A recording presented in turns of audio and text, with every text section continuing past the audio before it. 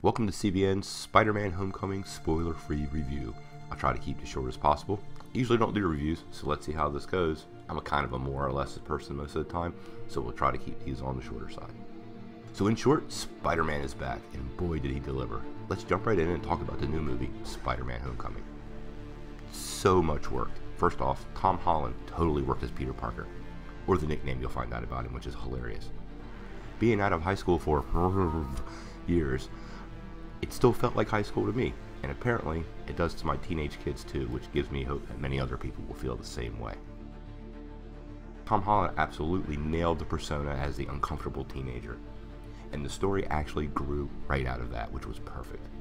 His Spider-Man was great, his banter and how he was portrayed on the screen was nearly perfect.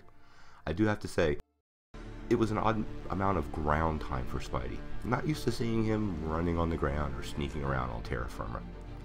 You get a good idea of how he is from the trailer, so if you liked him in Civil War, I'm sure you'll love him here. The supporting cast was great. Jacob Batalon's Ned was hilarious and fun, and I love Zendaya's Michelle. Michelle nails the totally don't give a crap teenager perfectly. Some of the characters are a departure from the OG source material, and that can be an issue sometimes, but it all works this time. But nothing is as close to Michael Keaton's performance. Oh my god, is he menacing. I never really thought of the Vulture as a Class A baddie. Sort of an old school gimmicky kind of guy, and boy was I wrong. Keaton gives him depth. Hell, you even totally understand him, and no spoilers, during a big reveal my audience actually gasped out loud, which was awesome. The movie also did a great job of putting Spidey into the MCU without it feeling terribly forced. I did like the way they aligned the movies with the rest of the other films, rather direct and straightforward.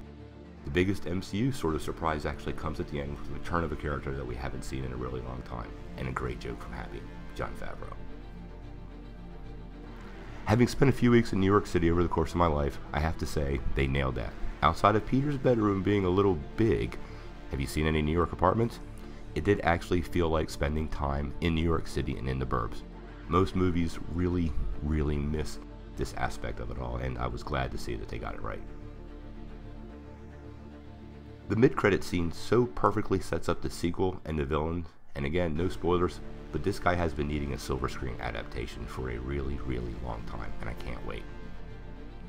If you haven't seen it yet, go see it, just to avoid the spoilers. Sadly, by the end of the weekend, there'll be pirated copies generating GIFs, and things will get ruined for you, so go check it out. Overall, I give this movie 4 out of 5 stars, tons of fun, and can't wait to see when Spider-Man returns. But before we close, I wanted to thank Speed Force Music for that wonderful background music you hear, and Geeks Worldwide for all the support. I'd love to do more of these, and hopefully you'll be back. If you like this, don't forget to click the subscribe button below and click YouTube's silly little bell so you actually get notified, right? Till next time, peace.